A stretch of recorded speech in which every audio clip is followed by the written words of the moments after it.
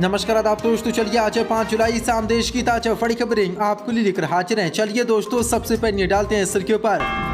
शिवसेना सांसद संजय रावत का बड़ा दावा, बोले बीजेपी ने अपने मन में ठाना, राहुल गांधी बनेंगे अगले प्रधानमंत्री, मोदी और अमित शाह की उड़ी नींदें। तेज प्रताप यादव का मोदी पर तीखा हमला, कहा मोदी ने देश को लूटा, मोदी दे प्रधानमंत्री पद से इस्तीफा। मध्य प्रदेश की बीजेपी सरकार में आदिवासियों पर अत्याचार, बीजेपी नेता ने आदिवासी मजदूर पर किया पेशाब, कांग्रेस ने की बीजेपी नेता के घर पर बुलडोजर चलवाने की मांग।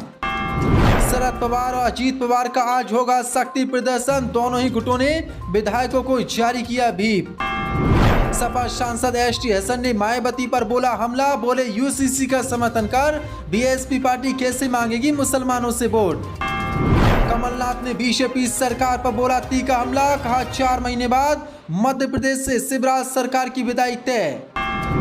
मणिपुर हिंसा को लेकर दिल्ली में यूथ कांग्रेस का हल्ला बोल, सीएम बीरेंद्र सिंह की इस्तीफे की मांग, हिरासत में कई कांग्रेस के कार्यकर्ता। दोस्तों, सभी खबरों को एक एक कर विस्तार से आपको बताने वाले हैं। वीडियो को दिल से लाइक कर चैनल को सब्सक्राइब जरूर कर लें। इसी के साथ पहली बड़ी खबर के शामिल शिवसेना नेता संजय रावत का बड़ा दावा, बोले बीजेपी ने ठाना, राहुल गांधी बनेंगे अगले प्रधानमंत्री, भाजपा में चहल कम। दरअसल आपको बता दें, महाराष्ट्र में उद्धव गुट के शिवसेना सांसद संजय रावत ने एक बार फिर से राहुल गांधी का समर्थन किया है। संजय रावत ने 2024 के लोकसभा चुनाव को लेकर बड़ा दावा करते हुए कहा कि बीजेपी ने अपने मन में ठान लिया कि राहुल गांधी साल 2024 में पीएम बनने जा रहे हैं। यही नहीं, संजय रावत ने मणिपुर हिंसा पर भी बड़ा बयान दिया।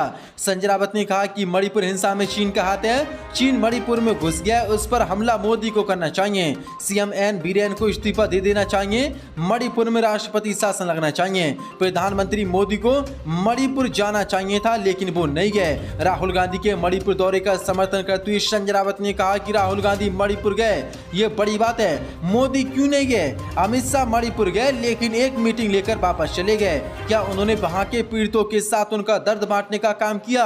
जब ऐसा नहीं किया तो अब जलन क्यों हो रही है? राहुल गांधी को जिस तरह मणिपुर में समर्थन मिला, उसके बाद बीजेपी पूरी तरीके से बौखला गई और बीजेपी ने अपने मन में अब ठान लिया है कि राहुल गांधी साल 2024 में होने वाले लोकसभा चुनाव में आ रहे हैं और देश के पीएम बनने जा रहे हैं, जो बड़ी अपडेट है। इसी के साथ बड़ी मंडल के शाम तेज प्रताप यादव का मोदी पर तीखा हमला, कहा मोदी ने देश को लूटा, मोदी ने इस्तीफा। दरअसल आपको बता दें, आरजेडी चीफ और बिहार के पूर्व सीएम लालू यादव के बड़े बेटे और बिहार सरकार में पर्यावरण मंत्री तेज प्रताप यादव ने आज मोदी पर जोरदार हमला बोला है। दरअसल आपको बता दें, सीबीआई ने सोमवार को दिल्ली की राउजी एनबीयू कोर्ट में लैंड फॉर जॉब घोटाले मामले में चार्जशीट फाइल की है। आरोप पत्र में बिहार के उप मुख्यमंत्री तेजस्वी यादव समेत कई कंपनियों के लोगों के नाम शामिल हैं। अब इसी मामले में जब पत्रकार ने तेज प्रताप यादव से सवाल पूछा, क्या तेजस्वी यादव को इस्तीफा दे देना चाहिए, ये सवाल सुनते ही तेज प्रताप भड़क उठे। उन्होंने कहा कि इस्तीफा तेजस्वी यादव क्यों दें, इस्तीफा तो प्रधानमंत्री मोदी को देना चाहिए। उन्होंने कहा कि ये सब भाजपा आरएसएस के लोग कर रहे हैं, इन लोगों ने देख लिया है कि महागठबंधन एक हो चुका है, महागठबंधन की ताकत देखकर ये लोग हताश हो गए हैं, मोदी ने देश को लूट लिया, उन्हें इस्तीफा देना चाहिए। तेजस्वी यादव क्यों इस्तीफा देंगे, जो बड़ा हमला तेज प्रताप यादव ने मोदी पर ये बोला है। मध्य प्रदेश की बीजेपी सरकार में आदिवासियों पर अत्याचार, बीजेपी नेता ने आदिवासी मजदूर पर किया पेशाब, कांग्रेस ने की इस बीजेपी नेता के घर पर बुलडोजर चलाने की मांग। दरअसल आपको बता दें, मध्य प्रदेश से आज बीजेपी को लेकर बेहद ही शर्मनाक खबर सामने आई है। दरअसल आपको बता दें, मध्य प्रदेश की सीधी से एक बेहद शर्मनाक घटना का वीडियो सामने आया है, जिसमें एक बीजेपी नेता एक आदिवासी मजदूर के शरीर पर पेशाब करता नजर आ रहा है। ये बीजेपी का दबंग नेता, बीजेपी के विधायक केदार शुक्ला का प्रतिनिधि प्रवेश शुक्ला बताया जा रहा है। घटना का वीडियो सोशल मीडिया पर आने के बाद बीजेपी के सीएम शिवराज सिंह ने आरोपी पर एनएसए लगाने की बात कही है, लेकिन अभी तक उस पर कोई एनएसए नहीं लगाए, लेकिन पुलिस ने उसको गिरफ्तार कर लिया है। सोशल मीडिया पर वायरल वीडियो में एक व्यक्ति जो बेबा आदिवासी बताया जा रहा है, फुटपाथ पर बैठा हुआ दिखाई दे रहा है, जबकि दूसरा व्यक्ति जिसकी पहचान बीजेपी नेता प्रवेश शुक्ला के रूप में की गई है, उसके ऊपर पेशाब करता दिखाई दे रहा है। वीडियो सीधी जिले का है, जिस पर अब बड़ी अपडेट निकल के सामने रही। कांग्रेस ने भाजपा पर जोरदार हमला बोला है। कांग्रेस पार्टी ने कहा कि एक आदिवासी लड़के पर पेशाब करने वाला यह दरिंदा मध्य प्रदेश में सिंधी के भाजपा विधायक केदार शुक्ला का प्रतिनिधि प्रवेश शुक्ला है। ये राक्षस एक दूसरे मनुष्य को अपने ऊपर से कमतर समझता है। पीड़ित कितना असहनीय और सहमत हुआ है। सत्ता का ये नशा जरूर उतरेगा, क्योंकि मध्य प्रदेश में इसी साल विधानसभा चुनाव होने हैं। जो बड़ी अपडेट इसी के साथ बड़ी मंडल के मायावती पर सपा सांसद का हमला। बोले यूसीसी का समर्थन कर बीएसपी पार्टी कैसे मांगेगी मुसलमानों से वोट। दरअसल आपको बता दें, बीएसपी प्रमुख मायावती के यूनिफॉर्म सिविल कोड का समर्थन करने पर अब समाजवादी पार्टी के मुरादाबाद से सांसद एसटी हसन ने उन पर हमला बोला है। उन्होंने कहा कि अब बीएसपी मुसलमानों का वोट किस मुंह से मांग सकती है। जब मुसलमानों को जरूरत होती है तो बीएसपी अपनी पीठ दिखा देती है। सपा सांसद ने कहा कि जो मुसलमान कुरान और अल्लाह का कानून नहीं मानते वह इस्लाम छोड़कर कहीं और चले जाएं, इस्लाम को उनकी जरूरत नहीं है। उन्होंने कहा कि मैं राजनीति करूं या ना करूं, अपने ईमान से नहीं हट सकता। मैं कभी भी यूसीसी का समर्थन नहीं करूंगा। मैं हर उस कानून का विरोध करूंगा जिससे हमारी धार्मिक आज़ादी को ठेस पहुंचती है, जिसमें कुरान पाक के बताए रास्ते पर चलने को गलत बताया गया हो और अपना कानून दे दिया गया हो। मायावती द्वारा यूसीसी का समर्थन करने पर सपा सांसद ने कहा कि मैं एक मुसलमान होने की हैसियत से यूसीसी का विरोध कर रहा हूं। हमारी पार्टी सपा सबको साथ लेकर चलती है, सबके साथ इंसाफ करती है, लेकिन बीएसपी ने सीएए 3 तलाक कानून धारा और धारा 370 हटने पर बीजेपी का समर्थन किया। बीजेपी अब मुसलमानों के धार्मिक मामलों और शरीयत कानून में दखल देकर उसे बदलना चाहती है। अगर बीएसपी बीजेपी के साथ यूसीसी का समर्थन कर रही है तो फिर मुसलमानों का वोट किस मुंह से मांग सकती है। वोट इन्हें मुसलमान का चाहिए और मुसलमानों को जरूरत पड़े तो पीठ दिखा देनी चाहिए। लोकसभा चुनाव 2024 में बीजेपी के हराने के लिए विपक्ष के एकजुट होने के लेकर यूसीसी के मुद्दे पर बटे होने के सवाल पर एसटी हसन ने कहा कि यूसीसी पर कुछ पार्टियां समर्थन में हैं, लेकिन इसका गठबंधन पर कोई असर नहीं पड़ेगा। कमलनाथ ने बीजेपी सरकार पर साधा निशाना। बोले 4 महीने बाद शिवराज सरकार की विदाई तय। दरअसल आपको बता दें, मध्य प्रदेश में होने वाले विधानसभा चुनाव को लेकर दोनों ही पार्टियां कांग्रेस और बीजेपी चुनावी तैयारी में जुट गई हैं।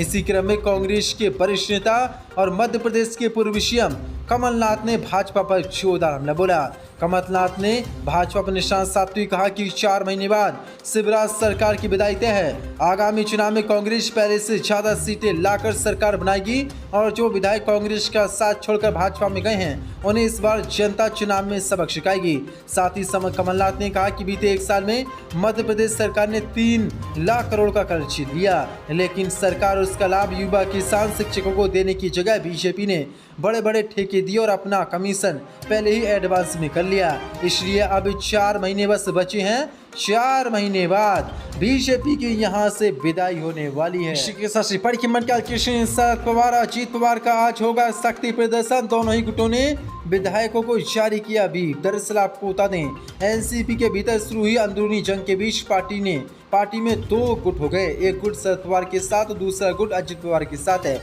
दोनों ही नेताओं ने आज अलग अलग बैठक बुलाई है, जिसमें सभी विधायकों, जिला और प्रदेश अध्यक्षों सहित कई नेताओं को बुलाया गया है। एनसीपी अध्यक्ष शरद पवार ने और अजीत पवार दोनों ने अपने समर्थकों को मुंबई में इकट्ठा होने के लिए कहा है।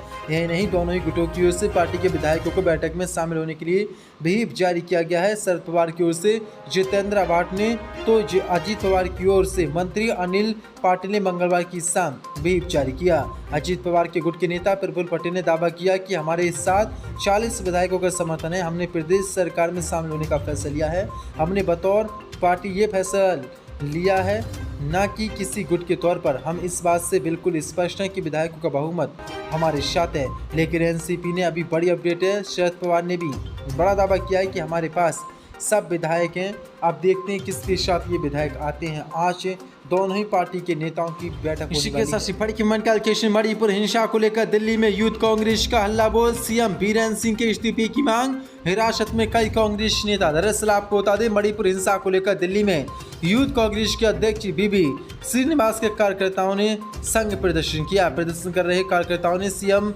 बीरेंद्र सिंह की इस्तीफे की मांग की। दिल्ली पुलिस ने प्रदर्शन कर रहे कई कांग्रेस कार्यकर्ताओं को हिरासत में लिया। यूथ कांग्रेस के कार्यकर्ताओं ने मुख्यमंत्री इस्तीफा दो के नारे लगाए। प्रदर्शन के दौरान यूथ कांग्रेस कार्यकर्ताओं और पुलिस के बीच झड़प हुई। मणिपुर हिंसा के खिलाफ सड़कों पर उतरी महिला कार्यकर्ताओं को पुलिस ने हिरासत में लिया। यूथ कांग्रेस के कार्यकर्ताओं ने मणिपुर के सीएम और केंद्र की मोदी सरकार के खिलाफ जमकर नारेबाजी की, लेकिन बीजेपी सरकार ने इनको गिरफ्तार करा लिया। दरअसल आपको बता दें, लगभग मणिपुर में 2.5 महीने से हिंसा जारी है। लगातार वहां पर लोगों की मौत हो रही है, घरों को फूंका जा रहा है। राहुल गांधी ने मणिपुर हिंसा का दौरा किया था और पीड़ितों से उन्होंने मुलाकात की थी, लेकिन मोदी ने अभी तक मणिपुर हिंसा पर 150 से ज़्यादा लोगों की मौत हो चुकी है, लेकिन अभी तक मोदी ने मुंह नहीं खोला है। यानी कि ये देश के प्रधानमंत्री है, ऐसा लगता है कि ये देश के प्रधानमंत्री नहीं बल्कि कोई साधारण नेता हो, क्योंकि देश के प्रधानमंत्री एक एक हिंसा, एक एक चीज, एक एक खबर पर, एक एक चीज पर नजर रखते हैं। लेकिन मोदी 150 लोगों की मौत हो गई, अभी तक मुंह मणिपुर हिंसा पर नहीं खोला है।